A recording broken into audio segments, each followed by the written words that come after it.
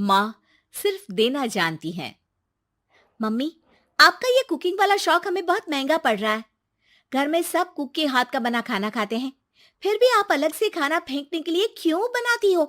पता भी है कि इस तरह कितना पैसा खर्च होता है। अरे पर बहू, मैं तो सब रोहित के पसंद का खाना बनाती हूँ। मम्मी, वो सब मुझे बचपन में पसंद था। अब इतना तेल खिलाकर बीमार करोगी क्या? वैसे भी मैं पूरा समय कभी क्लाइंट तो कभी बॉस के साथ मीटिंग में रहता हूँ।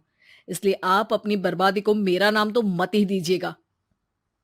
ये है पिंकी की सास निर्मला, जिन्हें सबको अपने हाथ का खाना खिलाना बहुत अच्छा लगता है, लेकिन राहुल और पिंकी को ये पसंद नहीं है। इसी के चलते वो निर्मला को खाना बनाने के लिए 10 बातें सुनाकर वहां से चले जाते हैं। मेरे मन में तो सिर्फ अपने बच्चों के लिए प्यार है, पर शायद अब उन्हें मेरी जरूरत नहीं है।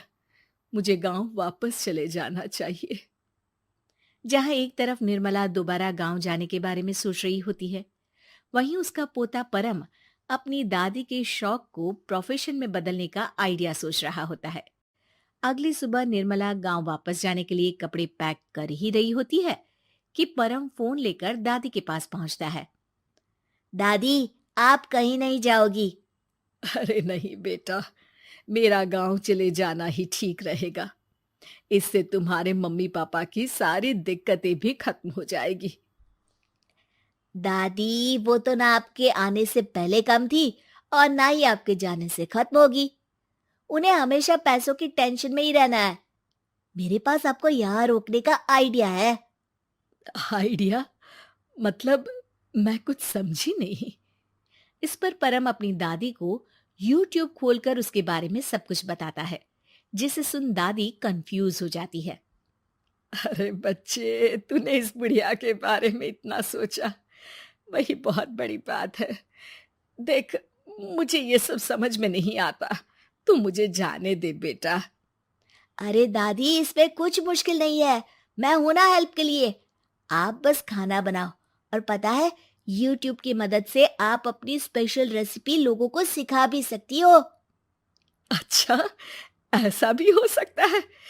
मतलब, बस घर बैठे मैं दूसरे लोगों को सिखा दूंगी? सिर्फ कुछ लोगों को नहीं, पूरी दुनिया को सिखा सकती हो, और उसके लिए आपको सिखाने के पैसे भी मिलेंगे दादी। इस पर बहुत देर तक दादी को YouTube के बारे में समझाकर आखिर में परम उन्हें कन्विंस कर ही लेता है, जिसके बाद वो गांव जाने का प्लान कैंसिल कर YouTube चैनल शुरू कर देती हैं। हमने ये शुरू तो कर दिया, पर इससे कहीं रोहित और पिंकी को दिक्कत ना हो बेटा। दादी, वो आपके बारे में नहीं सोचते तो आप क्यों उनके बारे में इतना सोच रही हो? इसके बाद दादी पोता मिलकर खाने की वीडियो और साथ ही उनके ट्यूटोरियल की वीडियो बनाकर उन्हें YouTube चैनल पर अपलोड करने लगते हैं। सब खुशी से चल रहा होता है कि कुछ हफ्तों में ही पिंकी को इसकी खबर हो जाती है। हमारी पीठ पीछे घर में ये सब क्या चल रहा है? अरे मम्मी, आपको तो अपना टाइम पास करना है, पर उसमें मेरे बेटे का फ्यूचर क्यों खराब कर रही हो? पढ़ाई के टाइम आपके साथ किचन में लगा रहेगा तो फेल ही हो जाएगा ना। वैसे इस YouTube वाले के शौक के लिए आप जो फैंसी डिशेस बना रही हो, उसके पैसे कहाँ से आ रहे हैं? मम्मी, आपको हमेशा पैसों की चिंता ही क्यों लगी रहती है? और रही बात मेरी पढ़ाई की, तो आपसे ज्यादा दादी को उसकी चिंता है। इसीलिए मेरी पढ़ाई के बाद ही वो ये काम करती है। परम, अपनी मम्मी से बात करने का ये कौन सा तरीका है? और मम्मी ने पैसों के बारे में कुछ गलत तो नहीं पूछा? जब घर में हम दोनों कमाते हैं, तो ये पूछने का अधिकार तो है कि पैसे कहाँ इस्तेमाल हो रहा है। मम्मी का ये जानना जरूरी बनता है। पापा, आप अपनी मम्मी से कैसे बात करते हो, ये तो मैं देख ही रहा हूँ। तो आपके मुंह से ये बातें तो अच्छी नहीं लगती। और रही बात पैसों की, तो आप दोनों हर समय मुझसे दूर रहने की कंपेंसेशन में जो पॉकेट मनी देते हो ना, हम उसी से ये सब कर रहे हैं। इस पर परम अपनी दादी को लेकर वहां से चला जाता है, जिसके बाद पिंकी और रोहित YouTube चैनल बंद करवाने की बहुत कोशिश करते हैं, लेकिन परम ऐसा होने नहीं देता। इसी तरह महीने बीत जाते हैं, पर चैनल का कुछ खास ग्रोथ ना देखकर निर्मला निराश हो जाती है।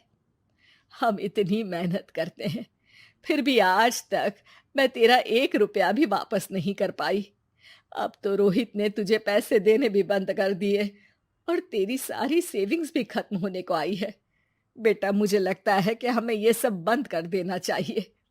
दादी, यूट्यूब चलने में मेहनत के साथ ढेर सारा सब्र भी लगता है। देखना, कुछ महीनों में सब सिर्फ आपको ही देखेंगे और अगर फिर भी कुछ नहीं हुआ तो बंद कर देंगे। परम की बात से दादी मान जाती हैं और वो अपना काम जारी रखते हैं। अगले ही महीने पूरी दुनिया में लॉकडाउन लग जाता है, जिसमें सब घर में तो बंद हो जाते हैं, लेकिन साथ ही पिंकी की जॉब चली जाती है और रोहित के ऑफिस में भी ज्यादा अच्छे हाल नहीं होते। लेकिन वहीं लॉकडाउन के असर में निर्मला के सब्सक्राइबर्स और व्यूज बढ़ने लगते हैं। देखा दादी, मैंने कहा था ना, एक दिन सब आपको ही देखेंगे। अब तो आप बस रोज एक वीडियो अपलोड करो और जादू देखो। इसी के साथ लॉकडाउन के कुछ ही महीनों में निर्मला खाने वाली दादी के नाम से सारे सोशल मीडिया पर फेमस हो जाती है, जिस वजह से अब उन्हें यूट्यूब के पैसों के साथ पेड एडवर्टीजमेंट और पेड प्रमोशन भी मिलने लगते हैं।